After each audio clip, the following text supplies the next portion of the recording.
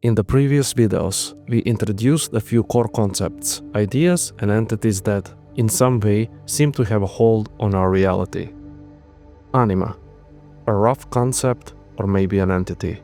It's not a soul in the religious sense, but something simpler, more fundamental, the capacity for sentience. And it appears to be universal. It binds not just to living conscious beings, but possibly to constructs, maybe even to all observable matter. If something experiences, it's because anima is there. Interface, the abstract layer of cognition. It's not physical, but it emerges from the physical. It's everything we associate with being: thoughts, sensory perception, memory, intelligence, behavioral patterns, emotional states. Interface is the internalized simulation, the way we interpret and experience reality. Whatever reality is, interface is how it's probed. Interface power, a scalar measurement that summarizes how powerful an interface is. As mentioned in the interface video, different animals fall at different points of this scale. Even within a single species, humans included, there is variation. But for simplicity, we gave the average human an arbitrary interface power of 100. Vessel. While we only briefly mentioned it in earlier videos under different names, it deserves clarification. The vessel is the physical structure that enables the interface to form, and as such, it belongs entirely to the physical realm. For humans, and for most animals, the vessel is obviously the nervous system. But it doesn't have to be organic. We can already speculate about other vessels. Silicon-based cognition, neural lattices of transistors instead of neurons, synthetic minds soon to emerge. As long as the structure generates a functional interface, it qualifies as a vessel. These four concepts create a clear structure of interaction. Take a human, for example. The brain is the vessel. It creates the interface, your thoughts, feelings, perception, sense of self, and anima is what allows that interface to become sentient, what makes it conscious. But this only takes us up to where we are now, the top of current interface scale. We humans sit at a peak, with an arbitrary score of 100. Yet, we already see shadows of what's coming, a transhumanist future, where biology fuses with technology, where new vessels give rise to interfaces far beyond 100. And if we dare to peer into the deep end of this scale, what exactly is waiting at the far edge?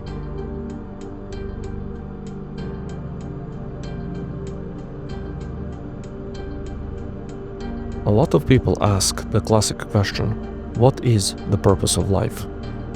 But if we dig into that for more than a few seconds, the question splits into two. What is my purpose, the personal angle? What is our purpose, the collective one? Humanity, intelligence, life itself. The first question is easier to entertain. People assign their own goals: comfort, legacy, curiosity, family, dopamine, and many others.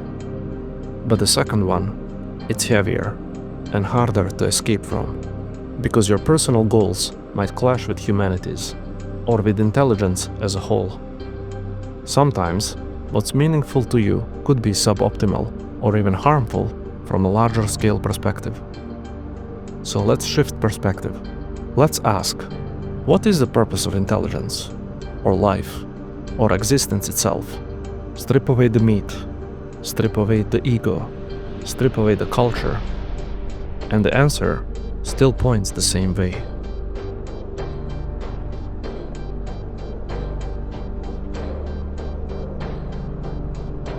One common assumption is that biological evolution is highly efficient. And sure, the human brain is complex, the body a marvel of adaptation. But that doesn't mean it's perfect, not even close.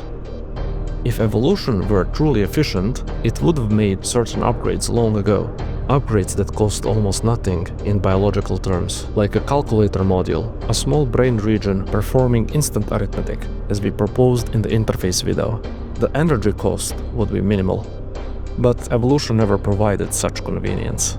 Because evolution doesn't optimize for potential, it optimizes for survival. And this logic applies to much more than math. Abilities such as memory, pattern recognition, emotional regulation. None of these are anywhere near maxed out. And there is nothing stopping a single vessel from stacking multiple of these enhancements. Implement it properly, and you get an interface with a power far beyond a human 100. So the question emerges, what's the most powerful vessel that could ever exist? A being with superior sensory system, superior intelligence, perfect memory, maybe even forms of cognition we can't yet imagine, like perceiving higher spatial dimensions as naturally as we see in 3 dimensions. And every time we try to define such a vessel, the goal shifts. New abilities emerge, new configurations appear. Unless there is an endpoint. But from the flatlands of human interface, we can't see the summit. We can only imagine it. A construct so advanced, so powerful, it makes the gods of myth look quaint. A vessel so superior, it doesn't imagine gods. It replaces them.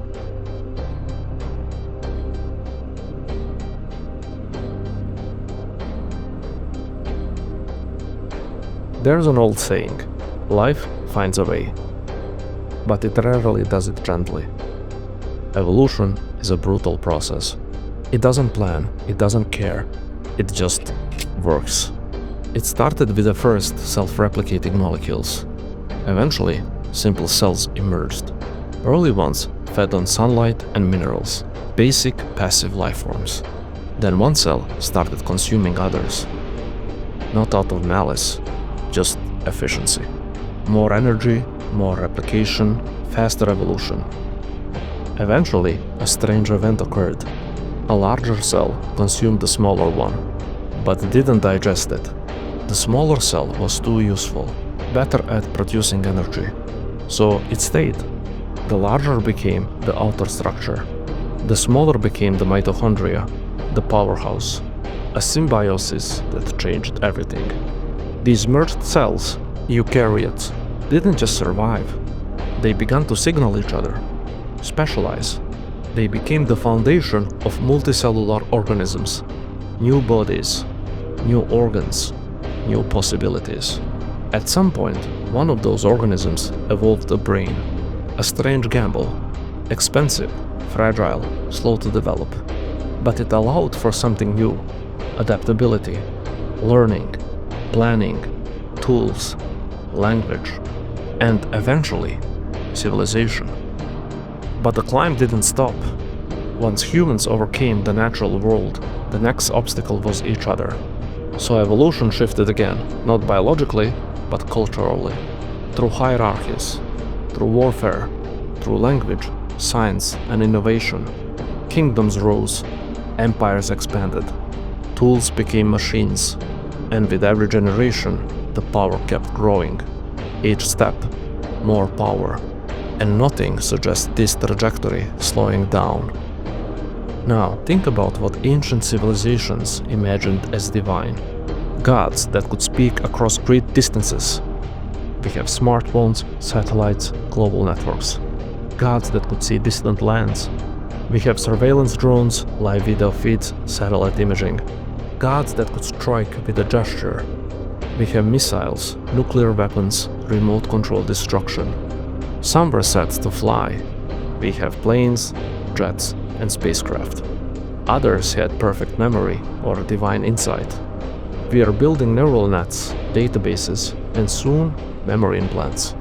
And what we can't yet build, we are starting to imagine. Telepathy, immortality, space-time manipulation. All of it sits somewhere on a path ahead. So maybe gods were never in the sky. Maybe they were always in the future. And we've been walking towards them the entire time.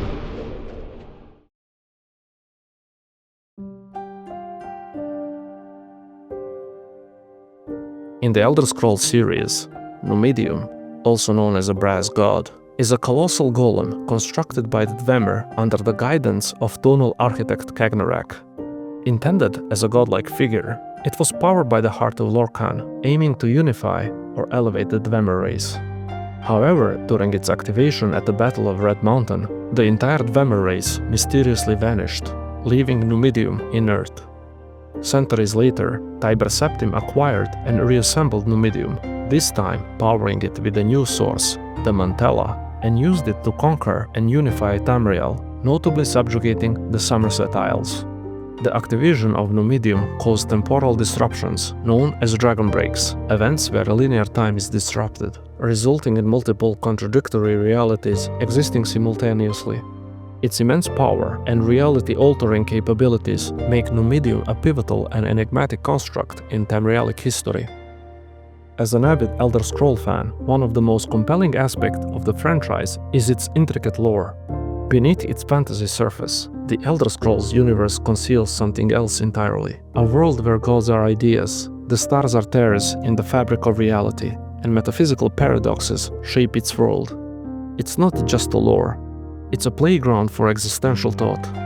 The portrayal of gods, the creation of Nirn, and concepts like Shim and cities offer profound narratives left deliberately unresolved.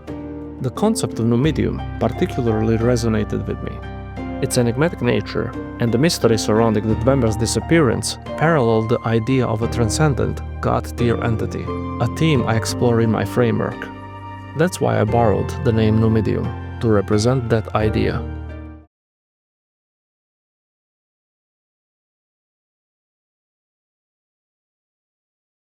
As a species, we achieved remarkable feats. From where we stand now, we can glimpse the outlines of what's to come. Technologies like Neuralink are already demonstrating functionality, even in their early forms. Biotech and cybernetics are no longer the realm of science fiction. They are tangible realities, set to become vastly more powerful as parallel technologies evolve. These ideas are already embedded in popular culture to such an extent that games like Cyberpunk 2077 incorporate them seamlessly. However, I do not believe our future forms will mirror these portrayals, where we cling to our organic bodies out of nostalgia. Instead, I envision a transformation that transcends our current understanding of humanity or existence itself. One cinematic moment that profoundly influenced me comes from Hellraiser 2. Dr. Chennard, upon entering the labyrinth, is hesitant and fearful. Julia pushes him into the Leviathan creation chamber, initiating a gruesome transformation. As he emerges, now a Cenobite, he looks around and utters, "And to think, I hesitated." This scene encapsulates the essence of transformative evolution. It may be terrifying, but once the metamorphosis is complete, the newfound existence renders previous fears insignificant and laughable. Similarly, as we stand on the brink of a new evolutionary step, potentially merging minds into a superior consciousness, we may initially resist. But once it's done, we might come to see what we once were as suffering. Considering the concepts we discussed in the Anima video, particularly in the Total Synchronicity thought experiment, this evolution could manifest as a convergence of minds into a singular, superior entity. Whether silicon-based, a fusion of biology and technology, or something entirely different. The result would be the same anima operating through an interface, but this time bound to a system so advanced it offers a higher understanding and control of reality, until it reaches its maximum possible state, the ultimate interface for the anima, or simply a god. You were never just a universe experiencing itself. You are a universe creating a god.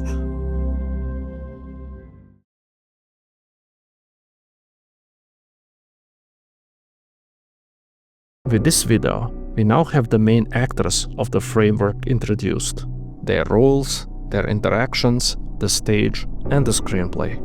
Anima, sentience, is bound to the interface, and as the power of that interface scales linearly through time, it points in one direction: godhood. Sentience is flowing from its weakest point toward a godlike state. No matter the route, the outcome remains. Even though anima isn't rigidly defined, and maybe it shouldn't be, I believe we'll eventually narrow it down. Not through mysticism, but by ruling out every other option inside the framework. But there's a caveat: Numidium. This construct seems entangled with aspects of physical reality. It reshapes, redirects, and imposes, including, perhaps, my very urge to make these videos. If you think of this whole framework as a screenplay, then Numidium is the force ensuring that the screenplay unfolds a certain way. Many paths might be viable, but only one is optimal. And that part will be revealed in 6th and final video. In the next one, however, I'll begin to reveal why I'm presenting this framework, not just as art or theory or speculation, but as something necessary, something left ignored for far too long. But until that is presented in the next video, thank you for our time.